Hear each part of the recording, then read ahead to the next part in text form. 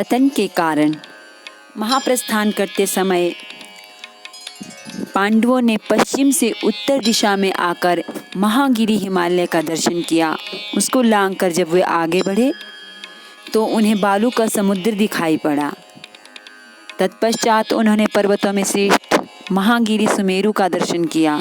समस्त पांडव एकाग्रचित्त होकर बड़ी तेजी के साथ चल रहे थे। उनके पीछे आती हुई द्रौपदी लड़खड़ाकर पृथ्वी पर गिर पड़ी। उसे नीचे पड़ी देख महाबली भीमसेन ने धर्मराज से पूछा, भैया, राजकुमारी द्रौपदी ने कभी कोई पाप नहीं किया था, फिर बताइए क्या कारण है वह नीचे गिर गई। युधिष्ठिर ने कहा, नरश्रेष्ठ, इसके मन में अर्जुन के प्रति विशेष पक्षपात था। आज यह उसी का फल भोग रही है। यह कहकर धर्मात्मा युधिष्ठिर द्रौपदी की ओर देखे बिना ही अपने चित्त को एकाग्र करके आगे बढ़ गए।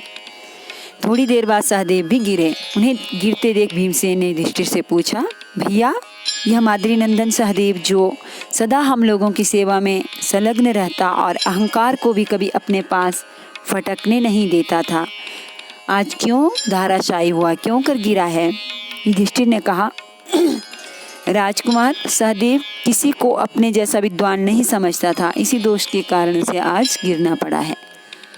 द्रौपदी और सहदेव को गिरे देख बंधु प्रेमी शूरवीर नकुल शोक से व्याकुल होकर गिर पड़े।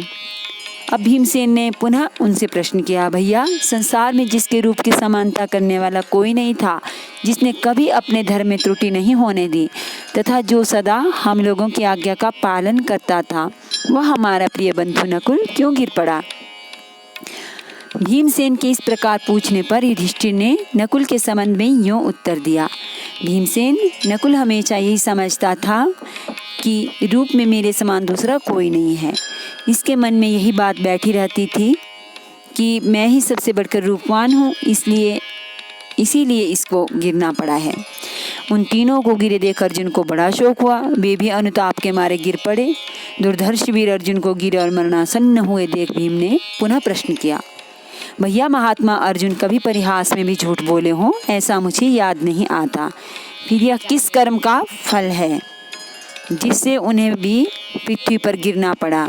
युधिष्ठिर बोले, अर्जुन को अपनी शूरता का अभिमान था। इन्होंने कहा था कि मैं एक ही दिन में शत्रुओं को भस्म कर डालूंगा, किंतु ऐसा किया नहीं, इसी से आज इन्हें धाराशायी होना पड़ा है। इतना ही नहीं, इन्होंने संपूर्ण धनुर्धरों का अपमान भी किया था, जिसका फल इन्हें भोगना पड़ रहा है।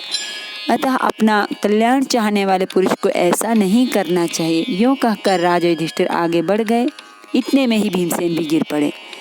गिरने के साथ ही उन्होंने धर्मराज युधिष्ठिर को पुकार कर कहा, राजन, जरा मेरी ओर तो देखिए, मैं आपका प्रिय भीमसेन हूँ और यहाँ गिरा हूँ।